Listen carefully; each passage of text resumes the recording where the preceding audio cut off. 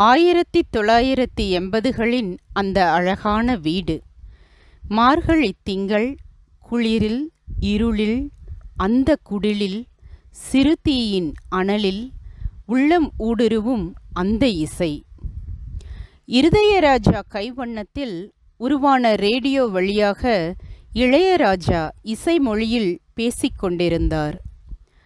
இளைய நிலாவையும் பருவ நிலாவையும் பனிமழையில் நனைய வைத்து உள்ளங்களில் உலா போக வைத்து கொண்டிருந்தார் வைரமுத்து. எங்கள் மனங்களின் வழிகளை பாலுமகேந்திரா யதார்த்த திரையில் காட்டிக்கொண்டிருந்தார். கவலைகளில் கரைந்து எதிர்காலத்தை தேடிக்கொண்டிருந்தோம். இசை ஒன்றே இதமாக இருந்தது. மெல்ல மெல்ல உணர்ந்தோம், எங்கள் வீட்டில் வாழும் ஒரு இசைக்கலைஞனை, அந்த இளைஞனை. அவர்தான் எங்கள் சுந்தர் அண்ணா. மைக்கேல் சாமி தாத்தா என்ற பீஷ்மரின் மடியில் தவழ்ந்து விளையாடி கலையை கற்ற அர்ஜுனன் அல்லவா எங்கள் சுந்தர் அண்ணா.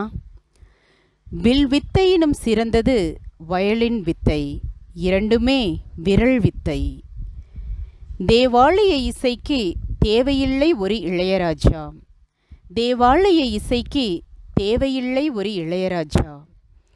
திருப்பள்ளி இசையின் வடிவத்தை திரும்பி பார்க்க வைத்தவர் அல்லவா எங்கள் சுந்தர் அண்ணா. திருப்பள்ளி இசையின் வடிவத்தை திரும்பி பார்க்க வைத்தவர் அல்லவா எங்கள் சுந்தர் அண்ணா. மீண்டும் மீண்டும் கரையை, எங்கள் மனதை தொடுவது அவர் நினைவலைகள். இசை கருவிகளில் வித்தை காட்டும் அவர் விரல்கள். தான் மகிழ்ந்த இசையை அனைவருக்கும் சொல்லித்தரும் நேர்த்தி. இசை கருவிகள், கலைகள், ட்ரினிட்டி, ஏபிஆர்எஸ்எம், எத்தனை படிகள் ஏறினாலும் சிறிதும் இல்லை களைப்பு.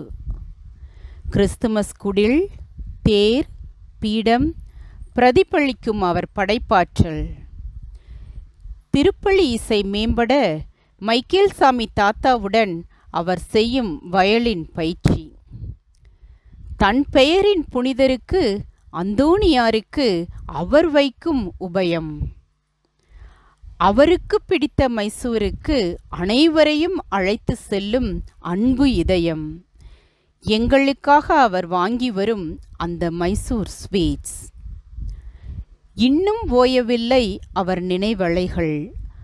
அருகில் இருந்து நாங்கள் பார்த்த அனைத்தையும் சொல்கிறோம் இங்கு.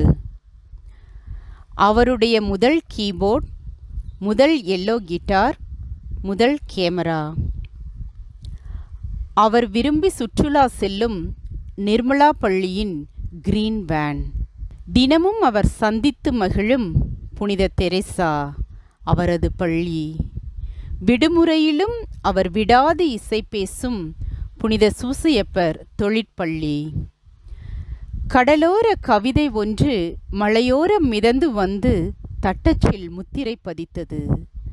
கடலோர கவிதையும் மலையோர இசையும் இணைந்து இனிய பாடலான ஆண்டு 1983. சுந்தர் அண்ணனிற்கு அவர் மனைவியை பரிசளித்த விடிசி சிஸ்டர்ஸ். அவர் கம்பீரமாக வந்திறங்கும் நீல நிற லேம்ப்ரெட்டா ஸ்கூட்டர். மரியும் சூசையும் அவருடன் எப்பொழுதும் இருந்தனர். அவருடைய உற்ற நண்பர் மரிய சூசை வாத்தியார் வடிவில். கூட பிறந்தால்தான் தம்பியா? அவருடைய பாசத்திற்குரிய தம்பி கிளமெண்டின் மறைவிற்கு கண்ணீர் சிந்திய சுந்தர் அண்ணன். இன்னும் எத்தனை நினைவுகள்! கிரீன்ஃபீல்ட்ஸ் வெள்ளத்தில் மூழ்கிய போது நம்மை சந்தித்த முதல்வர் எம்ஜிஆரை இவர் சந்தித்து பேசியது அவரது தைரியத்தை காட்டியது.